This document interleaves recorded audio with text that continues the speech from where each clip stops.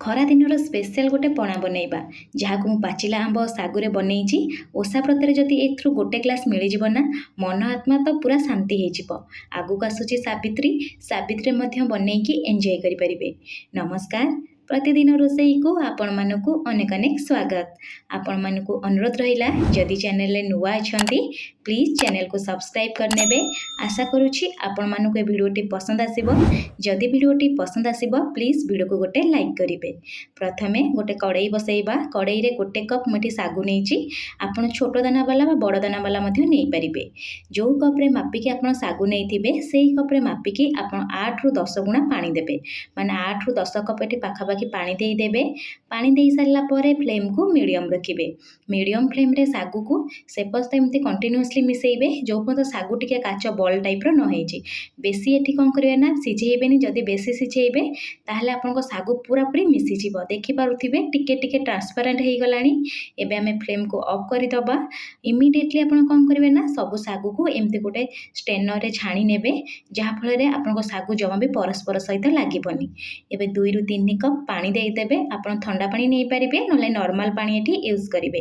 देई साला पर टिके धोई नेबे। देखि पारुथिबे सागुर दाना पूरा गोटा गोटा अछि आ परस्पर सहित जमा भी लागिनी। आकु गोटे साइड रे रखिबा। एपटे मु कोन करछि ना दुईटी पाचिला आंब नेइछि। जेमति मु आपनको आगुरु कहिथिली मेटी पाचिला आंब सागुरे बनेइबी। सेथि पई प्रथमे कोन करिबा आंबर आगपटो काटि नबा। काटि नै साला परे ता पल्प एपरि बाहर करि नेबे। आपण जदि चाहिबे चोपा छड़ेई की मध्य काटि परिबे। आ सब आंब को काटिकी गोटे मिक्सिंग जार रे देई देबे। मुइठी केवल आंब और सागुरे बनैछि। आपन जदि अलगा किछि फल पसंद आपन लास्ट को मध्य अल्प किछि फल को काटिके मध्य देई परिबे। एबे कोन करिबा 2 चम्मच खीर देई दबा।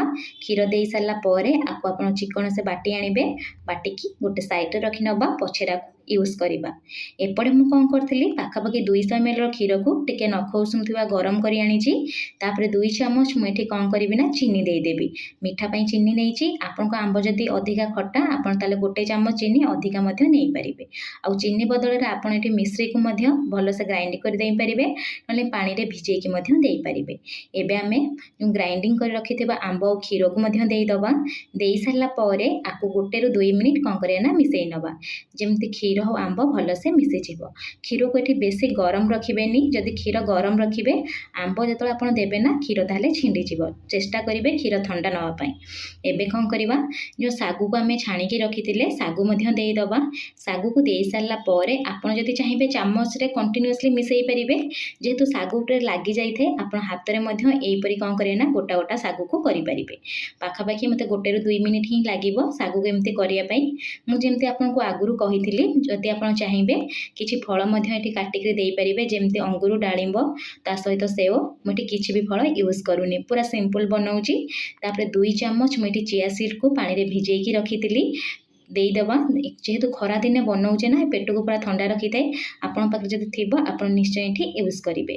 तापरे भलो से टिके मिसेई नबा। मिसेई सारला परे मेठी अल्प किछि आंब को मध्य छोट छोट पीस रे काटिकी रखिथिली आंब मध्य देई दोउची। जेतले हमें शरबत पीबा पाटी को लागि थाए आपण निश्चय एठी किछि कटा आंब यूज करिवे। कटा आंब देई सारला परे आको हमें मिसेई नबा। आपण गोटे थर ए आंब और सागुर पणा बनातु। केमिति बनिला मो सहित कमेंट सेक्शन रे शेयर करंतु। आगु आसुची सावित्री। सावित्री तो निश्चय गोटे थर ट्राई करिवे। जदि आपनको ए पणार रेसिपी पसंद आसीथिबो प्लीज वीडियो को गोटे लाइक करबा सहित सांग और फैमिली मानक सहित शेयर करिवे।